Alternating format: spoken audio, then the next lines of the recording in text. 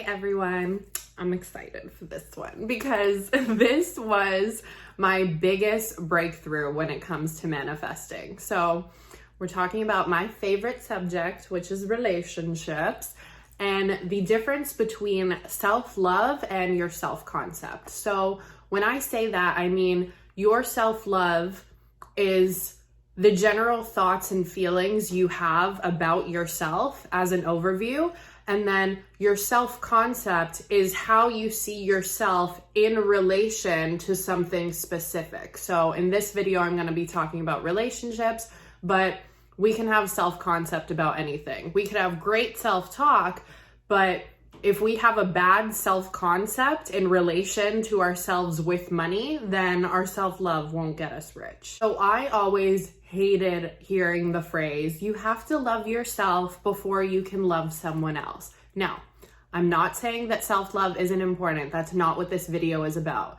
But there's a lot of reasons why I don't like that phrase, but the biggest overarching thing about that quote for me is it implies a lot of blame. So essentially, when I would hear that, it implied the feeling of you don't love yourself enough, and that's why you're unsuccessful in relationships. So it felt almost like an attack. Now, here's where self-love does come into play in our relationship. So when we're looking outside of us and we're allowing the opinions of others and how other people treat us in our relationships to define ourselves, and you don't even have to understand how law of attraction works to get this. I mean, this is just self-love 101, but as we know, our thoughts create our reality. So the way that we assume other people are going to treat us is going to be reflected back to us. So when we don't have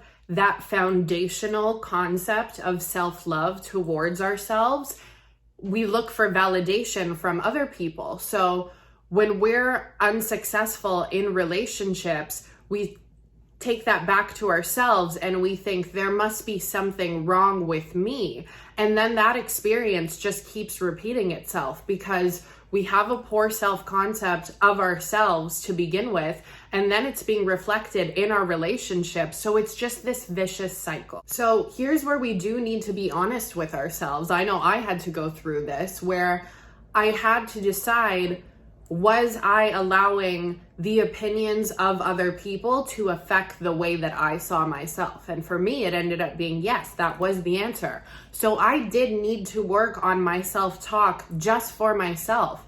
Now, when I overcame that, so I started building this bigger sense of self-confidence because I started to realize the good things, like the things that I loved about myself. And I wasn't needing validation from other people. So it didn't matter the way that other people saw me. I knew I was able to recognize all the things that I loved about myself.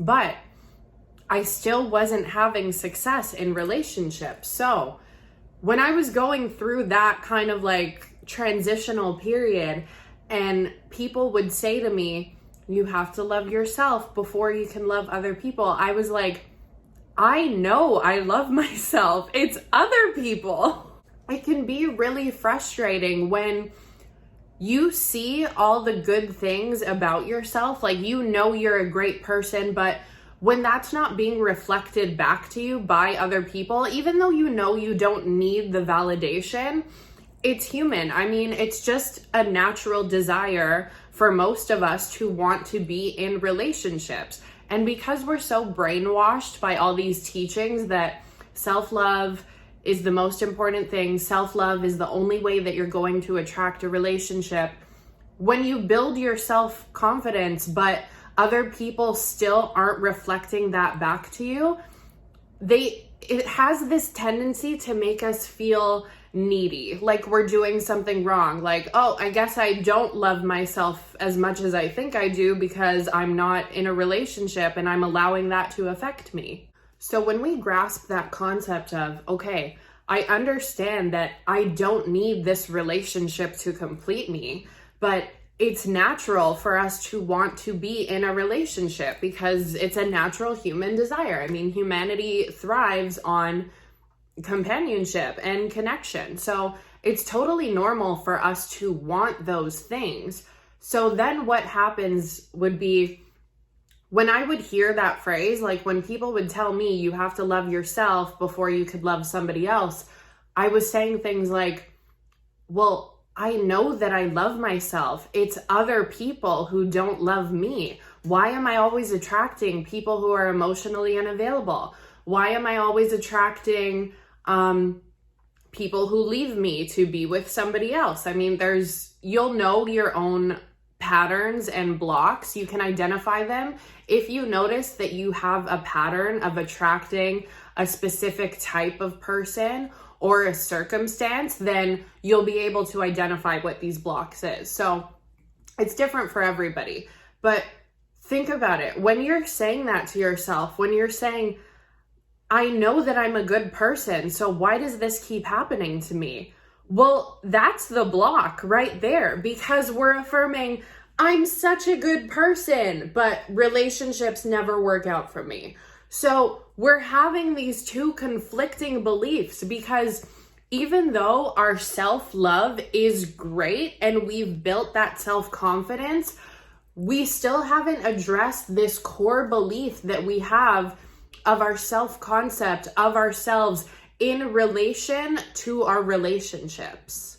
So that's why, yes, self-love is important, because if we're seeking a relationship, it's a lot easier for us to believe and accept that somebody else would desire a relationship with us when we could recognize the qualities in ourselves. So because we have this past history, this pattern of attracting a specific type of circumstance or block in our relationships, even though we're building our self-love, we're not addressing this core belief of this pattern that we keep attracting into our relationships. So when things don't work out for us, because we're so brainwashed by all these teachings, we're like, okay, I guess that means I have more work to do. I guess that means I don't love myself. And we keep making it about us without addressing these beliefs that we're able to continue this pattern of having that circumstance or that block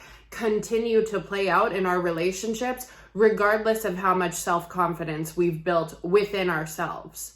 So when we can go back to understanding that our thoughts create, and we can recognize that pattern, we can see that it has nothing to do with us. So when we're looking at our history of how events have played out in our relationships, we can stop using that as evidence to assume, well, I keep attracting people who are emotionally unavailable. I keep attracting people who don't want me. They always want somebody else. Regardless of what your block is, we can look at that and say, no, that's my old story. I overcame that already. The past does not define me, because I'm choosing the way that people see me now. And it's easier to believe that other people can see our worth if we can see it for ourselves. But if we're only focusing on this self-love and not doing anything to change our self-concept, then that's why we're never going to break these bad patterns that we find ourselves in relationships.